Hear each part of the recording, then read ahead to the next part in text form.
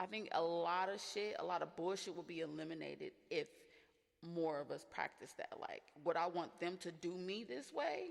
No, I wouldn't. So let me just be the bigger person. Yeah, it may be a little bit more energy that I think that I have to give, or it may come with something else if I answer this question, or if I tell them I'm here for you, but it's just give them what you want in return. I try to practice my life that way, but does it always work out in my favor? No. But what if people don't? What if values are still there, but the values are not the same? What do you? Meaning, like, yes, I have values, or yes, you have values, but we have different values for friendship. That's what I'm saying. Meaning the expectations part. Meaning, like, in my head, when I do X, Y, Z, that's how I show that I'm a true friend to you. Versus when you do A, B, C, is how you show that you're a true friend. That's cool.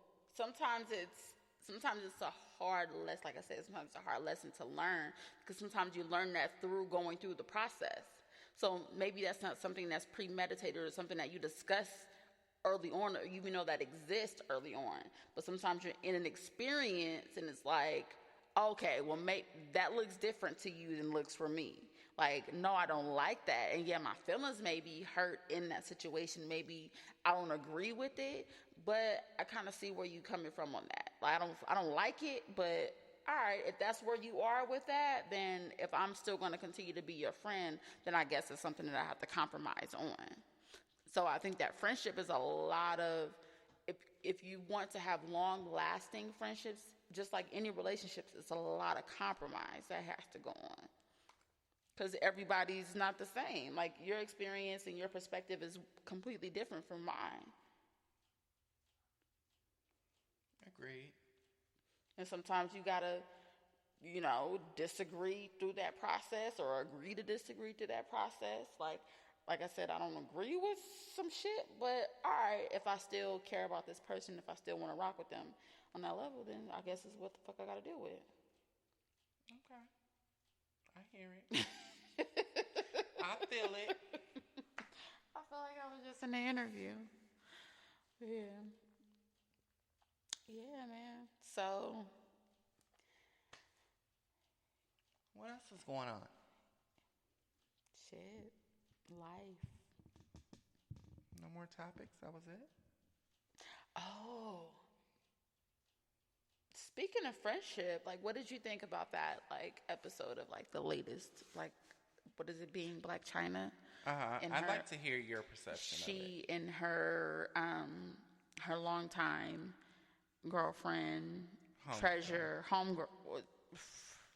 girlfriend. Let's not confuse people. I know what you mean, but let's not confuse So what's the people. difference between a homegirl and a girlfriend? I mean, people say, I feel like girlfriend is an old school term for a homegirl. Why can I say girlfriend? Sometimes I say girlfriend just so people, like, if I say friend, I don't want people to, like, oh, your friend? Like, no, my girlfriend. No, but girlfriend is an old school term for homegirl. I feel like homegirl took over what girlfriend meant, and girlfriend then meant and now means like a girlfriend. So I just don't want to confuse people. That's all. So her homegirl of 13 years, for those who have not seen the latest episode of is it called Being Black China? Mm-hmm. Being Black China, she and her homegirl got into a little verbal disagreement, altercation. Treasure is her friend, and she allegedly or claimed to be reaching out to China. China was not responding to her text messages, to her calls for some reason or another. Obviously, she has some underlying feelings about her friend. She was trying to distance herself from her, and her friend, they had a meeting, and her friend was bringing up the fact that China doesn't post her business as she felt like she should. She felt like she never brought that up, but okay. And China was saying China that, brought it up. Okay, China was saying that she's giving her friend money, like thousands of dollars over the past few years, And they kind of got into it, and China went on and was calling her friend, air quotes, bum bitches, and kicked her out her house and carrying on. And yeah, that's kind of how the scene went down. You know what I'm saying? And you want to know my perspective? I do. Well, during this latest episode, we never got to the meat of the issue as to why China was not, quote unquote, being a good friend and responding to her friend or answering her text messages or answering her calls. So I guess it's something that we will soon discover in the next up and coming episodes. And my take on it is, listen, like I said, I view friendship up there in a higher regard. So the way Treasure was being towards her friend was like, I don't want to say it was like weak, but it was like, I feel like she has a lot of respect for China, or maybe she does have ulterior motives as to why, because China was kind of turning up on her a little bit. So when you call me a bum bitch, like, bitch, I'm going to come at you with, another bitch, you know what I'm saying? And her friend, it kind of took a while for her to get to that point and kind of just turn up on her friend. Maybe she really is her friend and she didn't want to do that with her friend, especially on camera. But I feel like as a friend, if you really value somebody and you really, care about that person as your friend, like, bum bitch should never come out your mouth. Like, unless you truly fucking feel like that, or unless they really did something to you that merits you calling them a bum bitch, because that's harsh. Like, people don't understand that. Like, words matter. You know what I'm saying? So if you call me a bum bitch, it's something that's kind of been festering, something that you've been kind of feeling. And do you feel like I'm a bum bitch because you may have more money than me and maybe you did help me out? And, maybe I was in a position, you're in a position, and maybe you do have the upper hand on me. And that's why I kind of feel like I don't know if I could ever be like, I don't ever want to be in that position to like need somebody or feel like I need them to kind of like pull me up or, do me this solid or do me this favor, because like people are really, really like wavy on that shit, and they like turn on you and they take power and money, and that shit goes to their head. So that's like the touchy thing. But as a friend, like, to call her a bum bitch and tell her I'm not gonna post your business, and I deal with friends that like don't answer text messages and things like that, and I can understand where Treasure is coming from. Sometimes that leads you to believe like, well, what the fuck I do to you? Like, you can't respond. I understand everybody has life going on, but that comes back to like, I think building relationships. Like, sometimes you have to like step outside of yourself in order to build solid, long-lasting relationships. Like, no, I don't want to respond, or I don't feel like it, but I care about this person. I know that that's going to make them feel some type of way. So let me just give them, a 1-2 quick little answer or whatever. So I get where she was coming from at that point. But then again, I don't know what type of situation China is in, where maybe it's a lot of shit going on, and a lot of people pulling on her, a lot of people relying on her, a lot of people asking her, requiring that she do certain things because of the platform that she does have. So, I can kind of see both sides, but to disrespect your friend, on camera, on television, and call her a bum bitch, like, I don't fuck with that. Like, I'm gonna pull you aside and I'm gonna tell them cut the cameras before I, do that on camera and disrespect you, unless I'm doing it for that purpose. So. So if you had to choose a side. If I had to choose a side, I would side with Treasure. I'm gonna side with Treasure. You know what? Just because during that scene, like, China was doing a lot with the cameras. Like, do we have time? Do we have time? Do we have time to pull receipts? Like, if I do something out of the kindness of my motherfucking heart, I'm never gonna blast your fucking business. I'm never gonna even bring up the number or amount of dollars that I've given you or loaned you. That ain't nobody motherfucking business.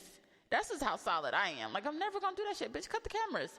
We can talk about this shit off camera. Unless I'm doing it for that reason. And I'm not that person. So I can't fuck with that. Hold on. I got something to say. I know you too.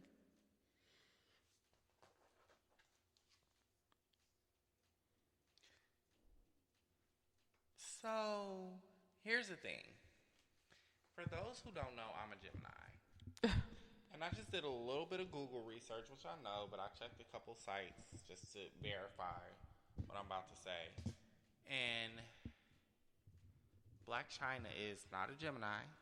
She's not. She's a Sagittarius. She's not. She's a Taurus. Oh, she's a Taurus. She's a Taurus. Treasure is Sagittarius. Which is not too far outside of a Gemini. So I think I have aspects of both. I'm a Gemini, but I have aspects of both Taurus as well as Cancer within me. But I'm a Gemini at heart. And I just really, like, since I've been watching, there were a lot of things. I've never researched or studied Black China in the past, prior to this show. I've seen everything that everybody else has seen, but I didn't do any research as to who she was, what her story was, nothing. And when I say since seeing the show, I mean the very first episode I watched. And I know it's TV and I know it's cut and cropped, cut and chopped and screwed. But I just felt her from the very first episode. I understood. I felt her. Okay. Not saying she was completely right, not saying she was wrong. I just felt her prerogative, her demeanor, her thought process. I felt all that. I could get with it. Mm-hmm. You know, it made sense to me. And now just doing my research and seeing she's a Taurus, her birthday is, not too far ahead of mine. I just get it. Not that I follow zodiacs and I think they're just true to the T, but I just get her. And what? I was telling you, speaking to the mic. Oh, I just get her. And as far as that conversation between the two of them goes, I'm going to tell you what I got from the conversation.